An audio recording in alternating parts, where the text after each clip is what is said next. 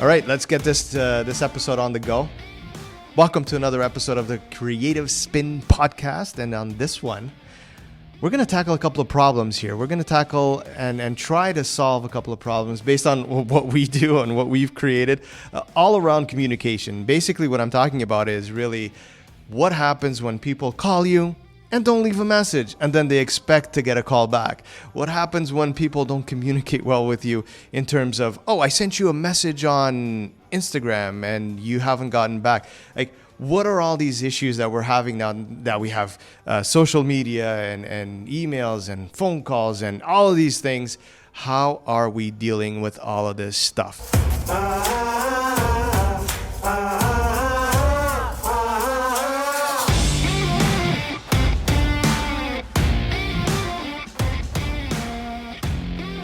Today's podcast is brought to you by Workplace One, a company offering boutique private offices, co-working spaces, and virtual office solutions, as well as meeting rooms in the best neighborhoods of Toronto and Kitchener-Waterloo. Ideal for entrepreneurs, companies, and passionate business people. Workplace One is where you want to be with your business. For more information, go over to workplaceone.com. Anna, welcome to another headache podcast. Thank you. We're going to talk about all of this. Are you ready? I think so. All right. So, let me tackle the first question, which is always the, I called you 10 times during the last couple of days and you never got back to me. And then I get the question is, did you leave a message? Did you leave a message? Nope, didn't leave a message. And what do you think about that one? What's your 2 cents on that? Because I'll tell you mine. I think it's a waste of your time, the person calling, right? Yeah. It's a waste of your time because instead of calling 10, 15 times, call once and leave the message. And then you can say, listen, did you hear my message? Because I called you, right? First of all, it's that. Second of all, it's assuming that we don't have any other calls, right? That we don't have any other clients contacting us, and it's not. That's why I'm kind of biting my finger here, and if you're watching this on video, you can see that because it really ticks me off. It gets to you. It gets to me because after 15 years of being in business, it gets to you. It kind of gets to you. I get it that today we were able to, through our devices, we can see if we missed a call, if you're calling my cell number and all of that. Yeah, I can see that if you were the only 2 people calling me during the day. But when you're running a business, you have hundreds of calls coming in during the day. And I'm not saying that those 100 calls are business and are business related. A lot of them are like... Well, one more reason to leave a message, right? Because we might not recognize your number or we might not even notice it, and right? You might be calling from, you might be calling from another number in the office or something like that we don't have registered on the phone. And, we get so many of these, I'm not going to call them crank calls, but not crank calls, the people trying to sell things. Yeah, the marketing stuff, That, you don't want to pick up all the calls, right? So one of the things that really ticks me off is leave a damn message. That's the bottom line. You don't have to go all into details. Just say, hey, this is Jamie calling you up just to look on, talk about that project. Today is Tuesday, whatever. It's Tuesday. It's 3:00 in the afternoon. Give me a shout back. That's it. That's all it is. Really, yeah. Right? But it's funny because it doesn't just happen with business. I get that all the time at school where parents expect me, and this is when I tell them, please email me if you want me to get back to you right away, because they expect me to be there and answer the call when I'm teaching. Either I'm teaching your child or answering your phone call. And if you don't leave me a message, pick one, please. How do I know? Because it's a school. There is a directory there. Like you have to know my voicemail. Anyways, it just creates, I don't know, it creates a lot of it's then, annoying. When we're looking at this problem, when I'm looking at this problem, I think age comes into effect here. We've got no, it does. Listen to me. Hold on. The older crowd has gotten used to the phone calls being this thing that you automatically have to get back to people right away, right? Yeah. It's like it needs, because that's how things were done back in the day, right? There weren't so many. You didn't have any other choice. And you didn't have so many calls, and Yeah. you didn't have so many other things. Because now, think about it. You have the emails, the messages, the direct messages, so many different things that it's hard. And I'm thinking about our parents sometimes, when they call us and you didn't pick up the call? Yeah, because I was probably on another call but my mom never picks up, and it's okay. But but when you called them, that no, it was so. That's that generation. Our generation, I mean, we're in our 40s. We're kind of like bouncing in between, right? We understand the older side because we've lived through that, and it still stresses the hell out of us. Yes, it does. And we're kind of caught in the middle, and where we're trying to do a little bit of both. But then we have the younger generation. You're a teacher. What? They do not call you, period. Calling at least my students don't call me. Calling is the devil. You should not call. I know. They do email. They love leaving messages on Google Classroom for me. You find that they work well with messages, or that way better, even better than the email. For me, the number one communication tool with my students is Google Classroom. Hey, but listen, we have somebody here behind the camera, is Colin. He actually told me the other day, email me rather than message me, and he had actually a good point. He's got so many friends messaging him because he's so he's like a famous guy, videographer, YouTuber. I mean, he's like top of the world. Do we have his autograph? Right. Yeah, we'll get it hopefully at the end of the show. But he's pretty well known, right? So he's getting like a ton of messages. See, I don't suffer from that issue. And so because he suffers from all of that, he actually says an email is something that I will actually pay attention to rather than, getting 200 messages a minute. It's hard for him to keep up. Then right? My thing is, Colin, do you have two different emails, one for spam and junk? And okay, because that's what I do too. He's saying yes. Okay. Because that's what I do too, right? And it makes sense. I have a Yahoo account for spam. Really? From how many years ago? Good Lord. A while. But you know what? It serves its purpose, because when I go shopping and they ask me for the email, that's the email I give. So my professional email is not for, shopping and promoting shoes and things like that.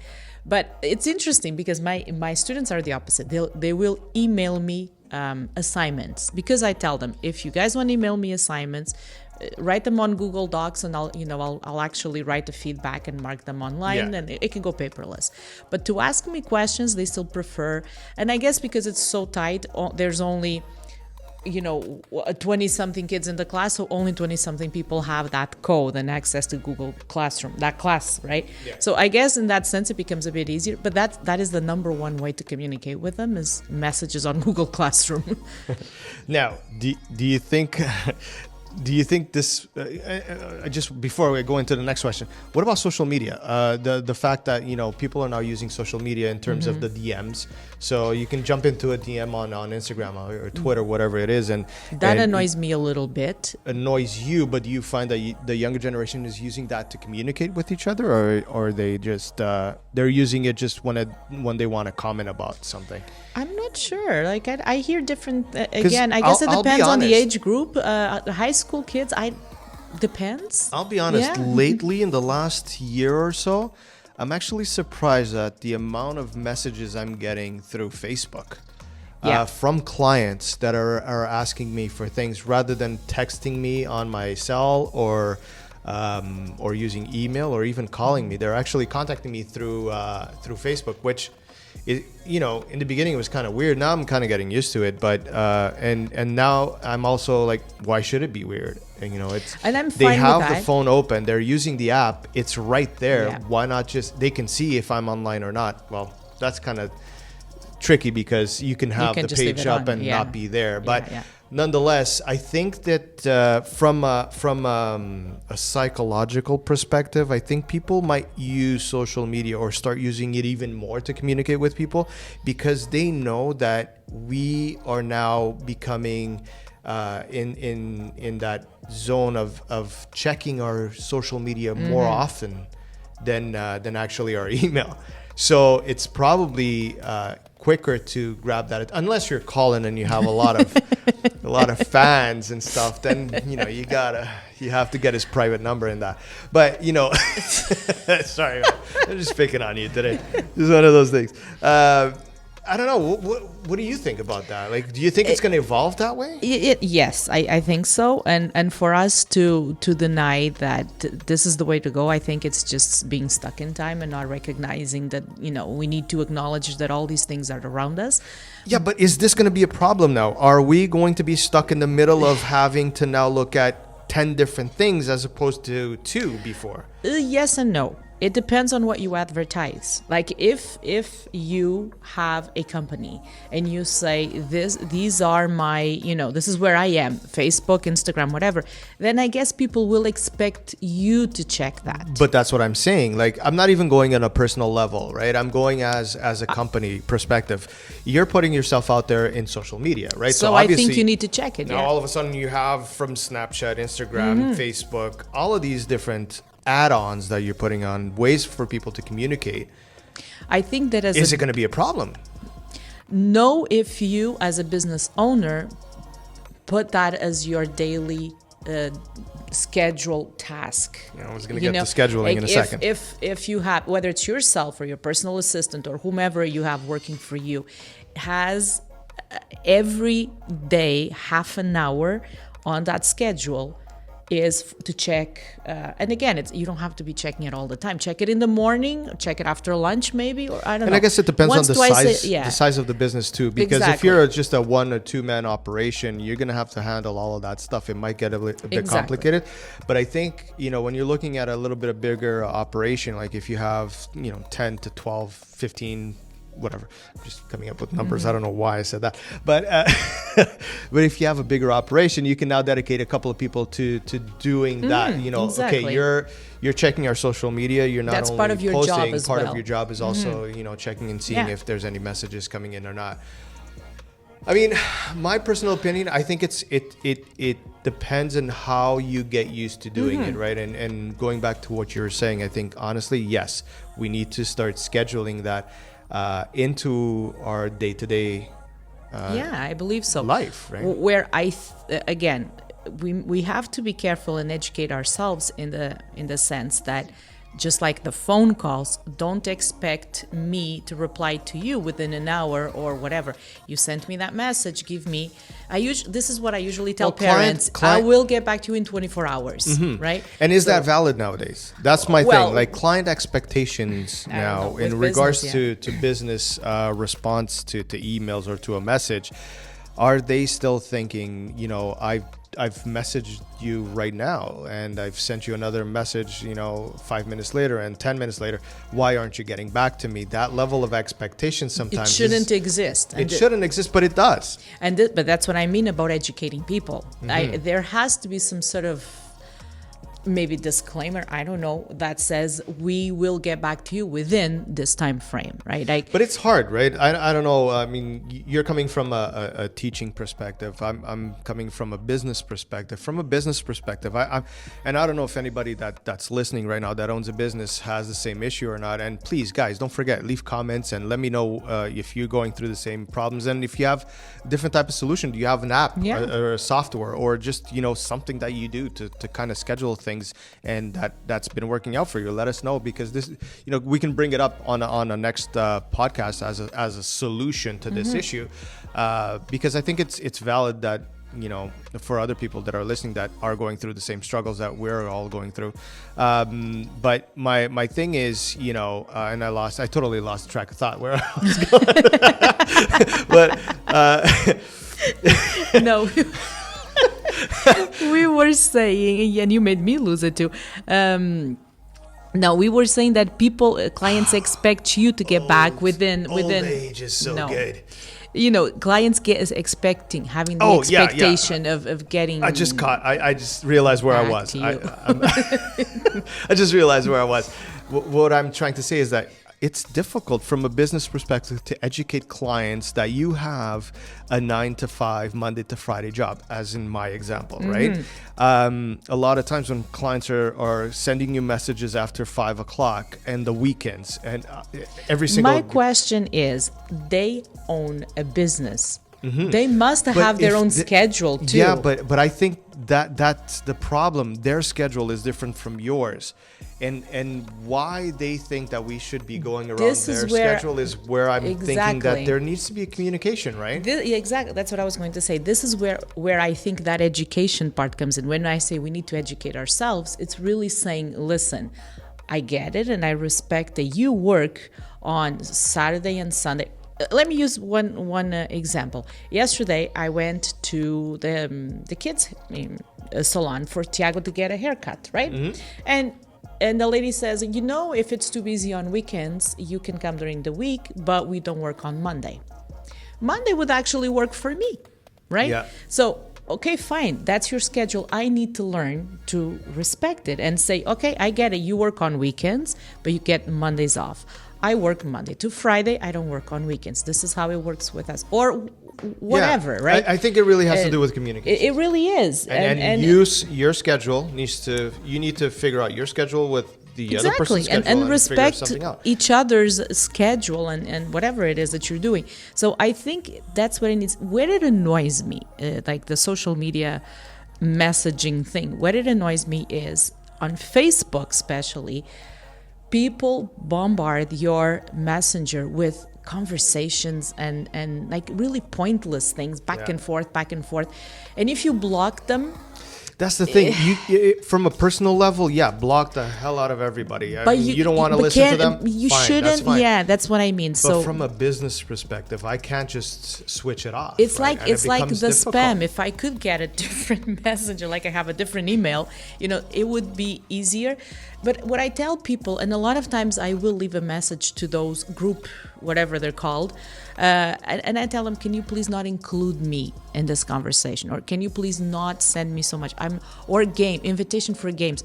I don't have time, nor do I have an interest. They're just looking out for your free time. And thank you very much. But I always remind, and then they keep doing it, either because they don't know how to... Yeah. I don't know. So... yeah, it is communication, but even with communication, it sometimes gets. I think we're going through that transitional phase, and I'm always scared to say a transitional phase because that assumes that we'll get to a point where things will be fixed, and I don't think other things will show up. I think I think we'll always be in this transitional phase because other things will show up. New apps, new ways of communicating. I think what it comes down to is how we can manage it and how we can fix that problem. Yeah. And everybody has their own way of doing it, and it's hard. And that's why I'm asking, if people know or have any solution that they're using, let us know because we can then look into it and see if it works for anybody else. Balance there too. Another thing that I wanted to talk about in regards to communication is the crazy amount of cold calling that we're getting in our business, and now that it's transferring into the social media side of businesses, and when it comes to just people hitting you up constantly, check out my page, go do this, can you hit me up for that, can you do that, and amazing content, by the way, can you that's my favorite one. I love it when people dear sir, at least spend a bit of time looking at my profile and figuring out that my name is Jamie and not dear sir, because that's a dead given. This person is just spamming you with messages, right? What are your 2 cents in regards to that? Do you think it works? No. Do you think it will ever work? Do you I don't think so. I think it really defeats the purpose. It really annoys people. I appreciate more when people, and I like posting a lot of things about books.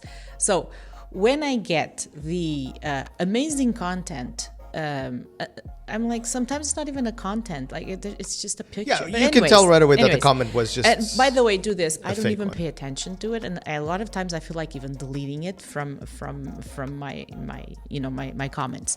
But if someone puts like thumbs up, or just says good job or well done, whatever, sometimes just a word, I'll like it and I will probably reply and I'll look into that person's profile, and if I like it, I'll follow that person, right?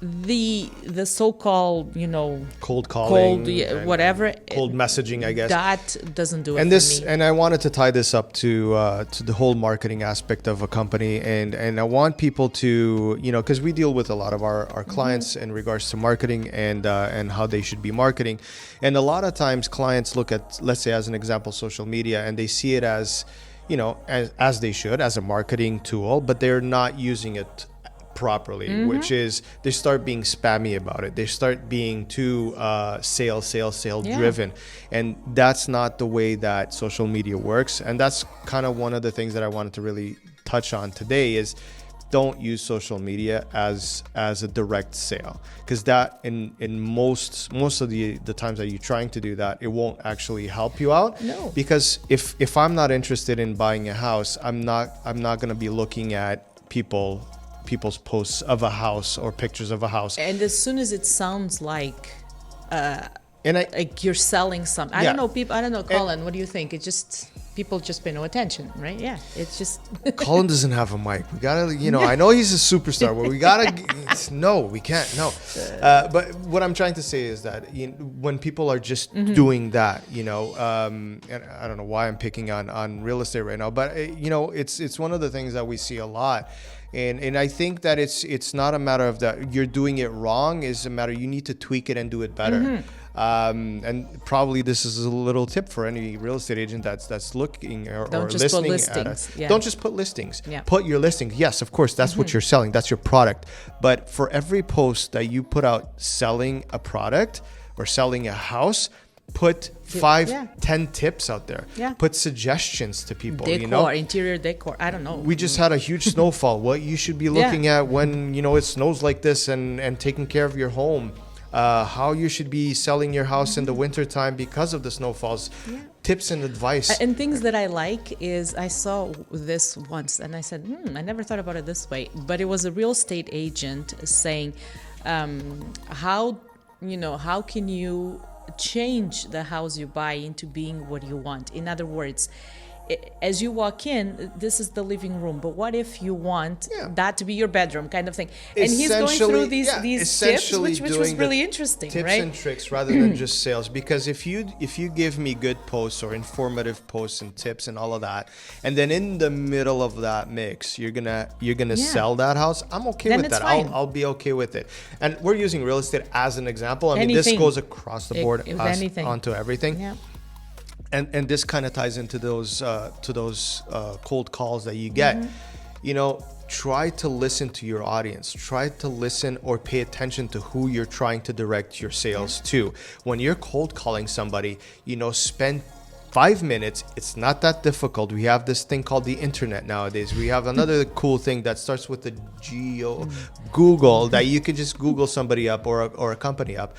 And instead of calling and saying, can I speak to the person in charge? You go, can I speak to Jamie? There's a very different way, a very different reaction to the other person on the other side, because now you've spent a little bit of time, you know who you're going to speak to, and you know what you're talking about. This is like going to an interview without doing your homework and not knowing what the company is all about.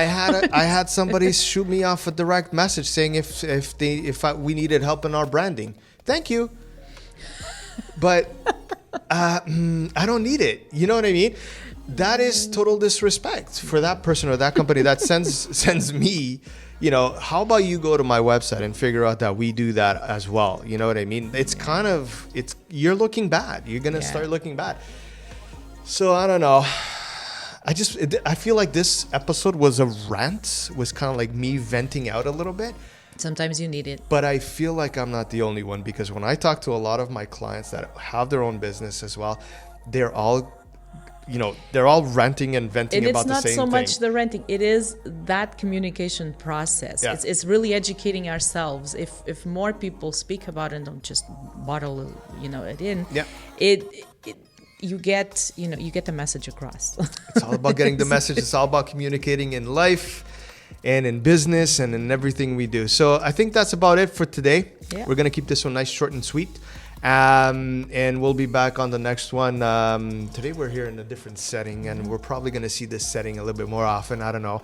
We're trying things out. We're trying to see how this all looks. If you're just listening to us on the podcast, jump onto our YouTube. Check it out. We have a video. So let us know what you're thinking about the new setup. This isn't final. I mean, I think we're going to be utilizing a lot of the locations. You're going to give it a creative spin? Spinning it all the time. Leave us a comment about the subject that we touched on today, about the podcast, if you guys are enjoying this. If you have any topics that you guys want us to touch on, I think that could be interesting as well. If you anything to do with what we do at Creative 7. So you don't have to Google us. I'll tell you right now. We do branding, we do marketing, we do social media, videography, podcasts. We do all that kind of fun stuff, anything to do with creative things. So if you have any questions for your company, like if you have a question, how should I be marketing my company? We sell this product, that product. Let us know. And the microphone is just dying off. And that's about it. So YouTube, find us there. Find us at Creative Spin Podcast on everything and anything. We're posting it everywhere. And we do check the messages. We do check them, right? Yeah. 24 hours at least. Yes. Right. Okay. All right, guys. Catch you on the next one.